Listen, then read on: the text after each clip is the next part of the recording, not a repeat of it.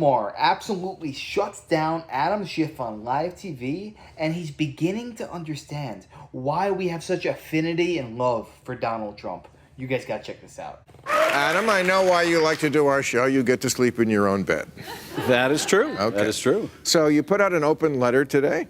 I read it. Interesting stuff. And it's funny because I was going to ask you about this because I assume you do talk to Republicans after hours. Now, I know when Obama was president, they complained he didn't socialize enough with them. Do you socialize with them? Do you talk over drinks privately? We do socialize, and certainly there are a lot of private conversations where they will express their deep fears, misgivings about this president, about his lack of ethics, about his basic lack of decency. So you're saying in this letter you want them now to do that publicly. What you're saying over martinis, you want to hear publicly. You know, people will stop me in the corridor, Republicans, and say, keep doing what you're doing. Really? You know, even senior Republicans, which of course would be heresy for them to say publicly, I don't need private confidences, misgivings anymore. We need public statements. We need people to take a stand. We need people to vote their conscience. You know, the president now has declared this unconstitutional emergency. I mean, it's hard to make a weaker case for an emergency than the one he's made, where Congress has deliberated for months about this. Congress has rejected his proposal. Congress has come up with a bipartisan consensus instead on something else. And this, for him, is an emergency. Well, it's a complete end run. It's an attack on the principal power of the Congress, the power of the purse. Right. If Republican members won't defend their own institution, what hope is there that they'll defend the judiciary or anything else in our system? So what makes them fold? Because I see them all the time looking like they're going to be something. That guy Kennedy from Louisiana, John Kennedy, was good for a while. Lindsey Graham was good for a while. Mitt Romney. Richard Burr, who is the counterpart right on the Senate committee. Yes.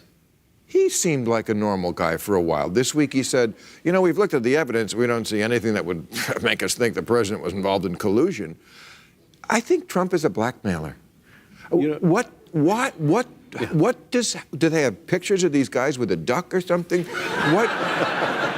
What makes these guys wilt like that? Isn't it so ironic that they call Donald Trump a blackmailer? They accuse you of crimes that they are committing themselves. If anyone's a blackmailer, I have no doubts it's Adam Schiff and the DNC. That's what the Jeffrey Epstein Island was all about. There were cameras in every room. There was full documentation of every single thing that happens because they wanted to control you. And if you ask me, this is still going on today, and it has not yet fully been exposed. So where do they get off saying Trump is a blackmailer? Do you have any evidence of this whatsoever? In their base, and they're terrified of having a Trumpist primary challenge, and that, I think, cows them into silence. But you're right, it's inexplicable. Why be there? What's the point of being there? Why do you aspire to be a member of Congress if when the country really needs you, you're missing in action? You know, the statement that some of my colleagues have made, there's no evidence of collusion, for example. You might as well say there's no evidence that the president is dishonest. Hello. Do you hear the words coming out of his mouth? Yeah, the evidence is all too plain. You know, everybody's waiting on pins and needles tonight because there may be a document dropping in the Manafort case. Well, if you look at just the Manafort case, here's the campaign chairman meeting with someone believed to be associated with Russian intelligence, offering polling data, and apparently not a top line, here's why we think Donald Trump is going to win, but raw data. Why is that being provided to the Russians? And why are they lying about it? And why is Roger Stone lying about his contacts with the publishing arms of the Russians, or Guccifer II, which is directly the GRU? Why is Flynn lying about his contacts? You know, these and 100 other communications, why all the lies? Why all the obstruction? Why all the Russians? Why is every day I hear Kalimnik and Spravia and Natalia? I never heard these kind of names before. And when you talk about the corruption, that everything that the Trump name is associated with is being investigated. The Trump organization, right? The Trump charity was, the Trump University, the campaign, the inaugural. I mean, I read today in the New York Times that, or I guess it was yesterday, that he went to he asked Whitaker, who was the temp attorney general for a few months, asked him to put somebody who he was a supporter in charge of the Cohen investigation in New York, in the Southern District. Now, isn't that itself obstruction of justice? Well, it certainly looks like obstruction to me. I mean, he's trying to handpick someone to put their hand on the scale or protect him. He wants a Roy Cohn in the Southern District of New York. But here's another thing that just to me is so telling about how this president has dumbed down our moral standards.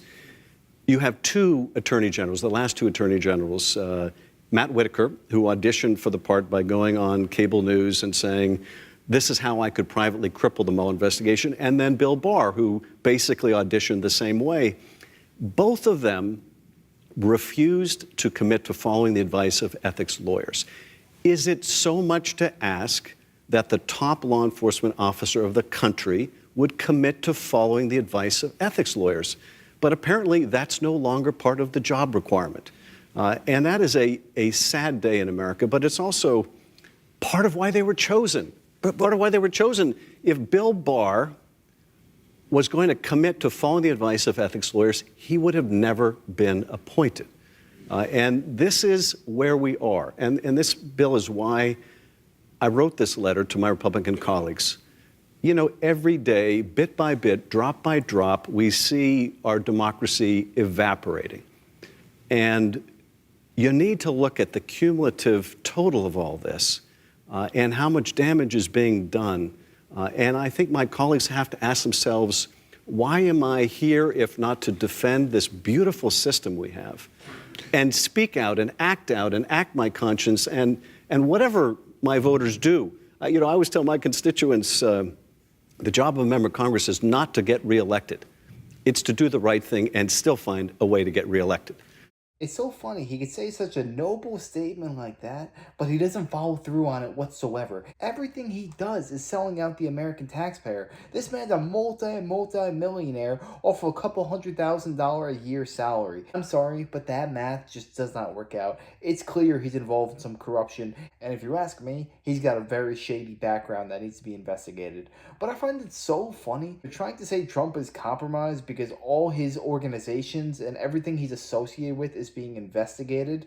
I'm sorry, that should be the clearest vindication that he's an innocent man. The fact that they're going after him and persecuting him purely for the fact that he can't be bought, he can't be controlled. You finally have somebody in the White House who's rich enough where money cannot influence their actions whatsoever. Everything that they do while in the Oval Office is for the betterment of the American people. And these politicians like Adam Schiff, whose sole purpose is to rip off the American citizen and spread misinformation on mainstream media, his whole way of life is threatened by Donald Trump, and that's why he and everybody in the DNC and everybody in the Washington, D.C. swamp cannot stand him. Because if he succeeds in what he wants to do with this country, people like Adam Schiff won't be in Congress, they'll be behind bars. But the problem is,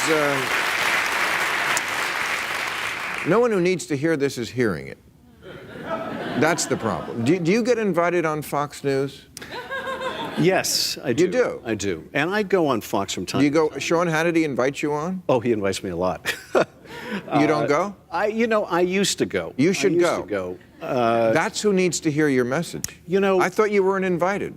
No, I am invited. Please go. No, seriously. I thought you liked me. I do. But I like America, too. You got to get in the bubble, man. Well, this bubble's already sewn up. We got these bubbles. Here's the thing about Fox News, and there are credible journalists, some on Fox News, but I'm just trying to think of some. I'm sure there are. There are. It's not about them. It's about the audience that's listening to it. No, at least they would hear the argument. The challenge that we face, and I think this is the cross-cutting challenge of all, and it's demonstrated by Fox News, is we now get our information from such different places. Right. And people live in their information world. My point. If there had been a Fox News when Richard Nixon was president, there would have been no premature end of his administration.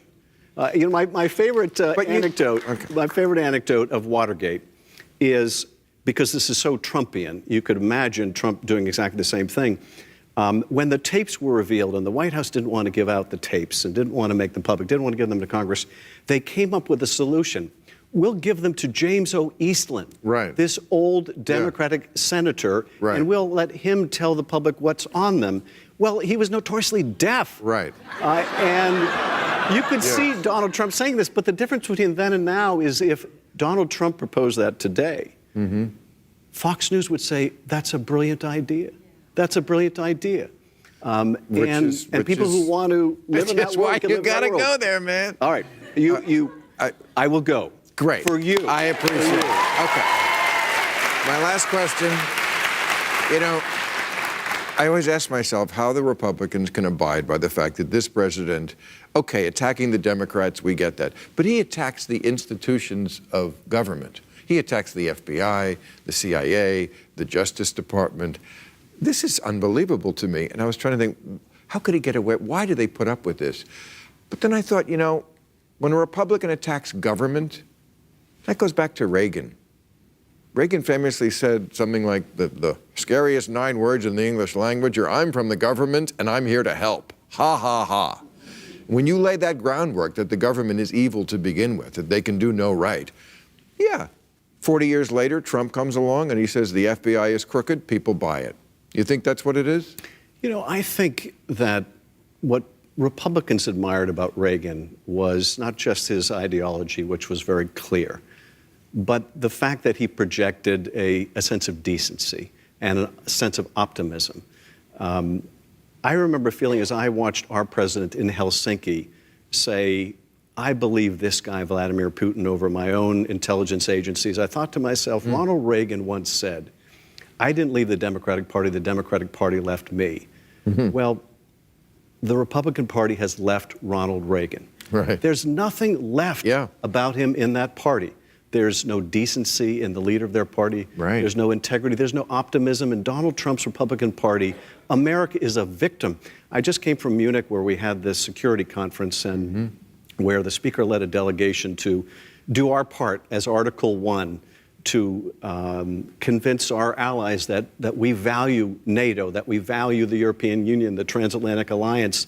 Our allies have profound questions about whether they can count on America anymore.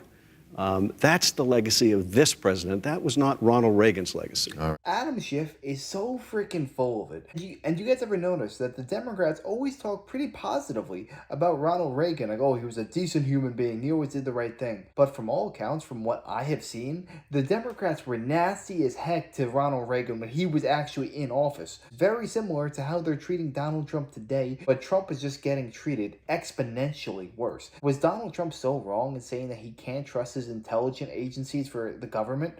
I mean, what have they done but lied to the American people for years? Look at what Edward Snowden did. He blew the whistle on all the corruption, all the infractions that the government was perpetrating on its own American citizens. They're actively spying on us. And then also look at what's happening with USAID. All the hundreds of billions of dollars of waste that these people are just spending frivolously because it's not their money. People like Adam Schiff are a poison and a cancer to this country, and he doesn't belong anywhere near Washington, D.C. The fact that there are people out there in America who look at Adam Schiff as a beacon of light and somebody who's protecting our democracy is the most brainwashed slave mind programming I have ever seen. What has this guy done to ever benefit anyone in California's life? He's so quick to talk bad about Fox News, yet CNN is a dying program. And the only time CNN is ever on the television is when you're at an airport walking by and nobody's watching it. I don't know how I was able to sit through this interview because these arguably might be the two most pompous human beings in America. But yeah, let me know your thoughts on this down below. What are your thoughts on Adam Schiff? And who would you say are some of the most pompous people in Washington, D.C. today? Let me know. I'd love to know your thoughts. And if you enjoyed, make sure to smash that like, comment, subscribe, and wish you guys nothing but the best. Until next time.